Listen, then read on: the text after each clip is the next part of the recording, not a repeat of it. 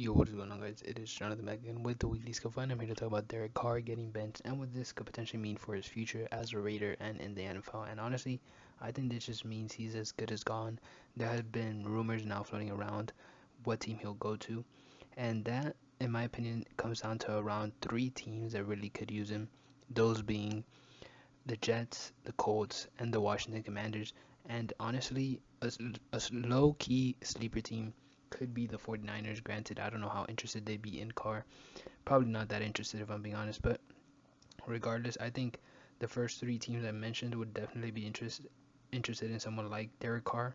And as far as the Raiders are concerned, I think they should just go full rebuild. Try to maybe trade Devontae Adams. You could probably get a first round pick for him, and a couple other pieces on your roster are still worth a decent amount of value. So you could definitely get a lot for these players and actually start a full-on rebuild, which they haven't quite done in a while now. Even though that's mainly because they've been missing on their first-round picks for a while now. You got someone like Cleveland Farrell who was drafted fairly high, hasn't really panned out.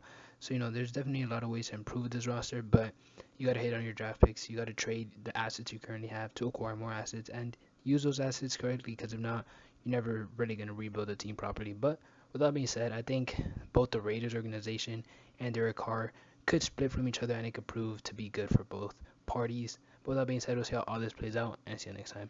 Peace.